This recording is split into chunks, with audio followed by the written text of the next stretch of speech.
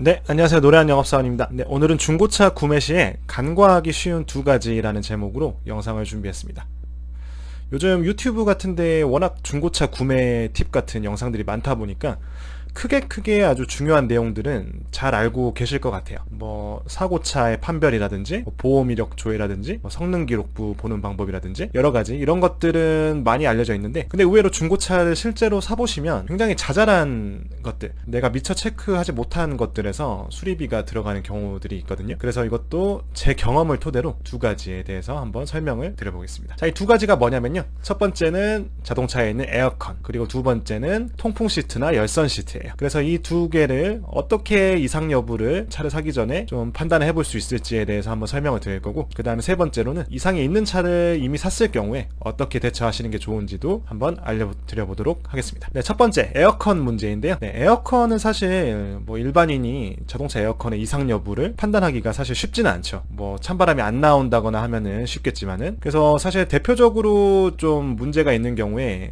좀 볼 수 있는 증상이 뭐냐면은 소음이에요. 에어컨을 켰을 때 소음이 어느 정도 나다가 이게 없어지면은 사실 괜찮은데, 이 소음이 계속 이렇게 나는 경우, 이럴 때는 이거는 문제가 있다고 봐야 되거든요. 그래서 중고차를 보러 가셨을 때 이렇게 에어컨을 켜놓고 문을 닫은 상태로 막 5분 10분 정도 이렇게 계속 있어 보는 거예요. 그래서 만약에 소음이 들린다 그러면은 그게 에어컨 소음인지 아니면 다른 소음인지 알아야 되겠죠. 그러면은 에어컨을 꺼보기도 하고, 그래서 꺼서 그 소음이 없어지면은 그건 에어컨 소음이겠죠. 근데 에어컨을 꺼도 그 소음이 계속 있다 그러면 그건 다 다른 소음일 거고요. 그래서 그런 식으로 에어컨 작동 시에 소음이 계속 나지 않는지를 반드시 체크를 해보시고, 그리고 요즘에는 오토 에어컨이 거의 다 대부분이기 때문에 오토 버튼을 누르시고 온도를 조절하시는 방식으로 체크를 해보시는 걸 추천드립니다. 그리고 또 하나 주의하실 점이, 에어컨 그 버튼들 중에서 보면은 이 AC라는 버튼이 있어요. 이게 꺼져 있는 경우에는 아무리 온도를 조절해도 찬바람이 제대로 안 나와요. 네, 그래서 이거를 꼭 켜셔야 냉풍 잘 나오는지 체크를 하실 수가 있습니다. 뭐 히터는 그냥 온도를 최대로 올리면은 나오겠죠. 그런 식으로 하시면 되고, 자, 이렇게 에어컨 이상이 있는 경우에 이게 증상에 따라서 뭐 고압 호스라든지 컴프레서 이런 것들 교체가 필요할 수가 있어요. 그렇게 되면은 이게 차종에 따라서 비싼 경우에는 거의 100만 원 가까이 들어갈 수도 있거든요. 그래서 예상치 못한 지출이 아주 많이 생길 수가 있기 때문에 차 보러 가셨을 때 뭐 성능 기록부 이런 것만 보지 마시고 이 에어컨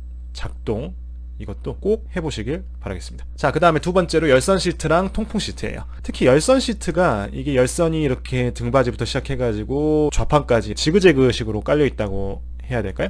그런 식으로 되어 있기 때문에 이게 부분적으로 열선이 고장 나는 경우가 있어요. 그래서 뭐 예를 들면은 뭐 오른쪽 다리 부분만 열선이 안 나온다든지 이런 경우가 있을 수 있다는 거죠. 뭐 이거는 그래도 좀 체크가 그래도 더 쉽겠죠. 왜냐면은 따뜻한 그거를 체크하면 되니까. 그리고 이제 통풍 시트 같은 경우는 엉덩이랑 등 쪽 모두에서 시원한 느낌이 느껴져야 돼요. 네. 근데 이제 중고차 특성상 오랫동안 사용을 한 차량이기 때문에 이 통풍 시트의 그 시원함의 정도가 신차보다는 확실히 떨어지긴 합니다. 그래서 그거를 사실 고장이라고 보기는 좀 애매하고요. 아예 안 되지만 않는다면 통풍 시트는 정상이라고 보셔도 될 것 같습니다. 자, 그런데 만약에 이상이 있는 차를 이미 사버렸어요. 그러면 어떻게 해야 될까요? 만약에 뭐 시간이 이미 많이 지나버렸다면은 이 일을 제기하기가 아마 불가능할 거예요. 왜냐면은 당신이 사용하다가 고장 난 거 아니냐 이렇게 하면 사실 할 말이 없잖아요. 그래서 이런 문제를 차를 구매하신 직후에 발견하셨을 때 기준으로 판매자에게 아니면은 딜러에게 이의 제기가 가능하다고 생각합니다. 그래서 이제 협상을 통해서 수리비 일부나 전체를 지원을 받는 거죠.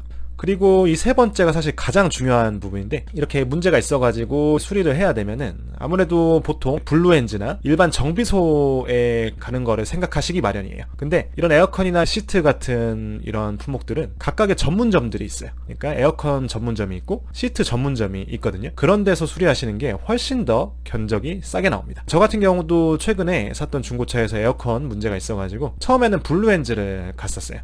그랬더니 그쪽에서는 에어컨 컴프레서를 교체를 하자 하면서 58만 원인가 정도 견적이 나왔던 것 같아요. 근데 너무 비싸니까 제가 에어컨 수리 전문점을 검색해가지고 찾아갔더니 고압호스 하나만 교체하고 뭐 가스 재충전하고 해가지고 99,000원 내고 수리를 했었거든요. 소음이 완전히 잡히진 않았었는데 그래도 수리하기 전보다는 그래도 소음이 훨씬 덜 나서 지금은 뭐 그냥 만족하고 타고 있습니다. 그래서 이런 수리점 검색하실 때는 어떻게 하시냐면요, 뭐 네이버 같은 데 들어가셔가지고 이렇게 카 에어컨 이렇게 검색을 하신다거나, 아니면 시트 수리점 같은 경우는 뭐 카 시트 수리, 열선 시트 수리, 통풍 시트 수리 이런 식으로 검색을 하시면은 보통 이렇게 작업을 많이 하는 곳들은 뭐 블로그라든지 아니면 뭐 동호회에서 사람들이 올린 후기라든지 이런 것들을 찾으실 수 있으실 거예요. 그리고 또 하나 팁을 드리면은 이러한 뭐 수리 전문점들은 보통 각 지역의 자동차 매매단지 근처에 모여있는 경우가 많아요. 저 같은 경우는 서울 장안평 자동차 매매단지에서 그렇게 멀지 않은 곳에 살고 있어서 네, 그쪽에 있는 에어컨 수리점 쪽에서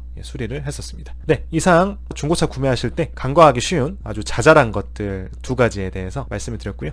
굉장히 자잘한 것이긴 하지만은 이게 또 나한테 당첨이 돼버리면은 이게 뭐 돈이 막 50만원 뭐 이렇게 100만원 나갈 수도 있기 때문에 웬만하면 꼼꼼히 점검하시고 좋은 차를 구매하시길 바라겠습니다. 어쩌다 보니까 신차 딜러인데 중고차 관련한 이런 영상들만 올리고 있네요. 이 영상에서 신차 영업을 하는 거는 회사 방침상 금지가 되어 있거든요. 네네.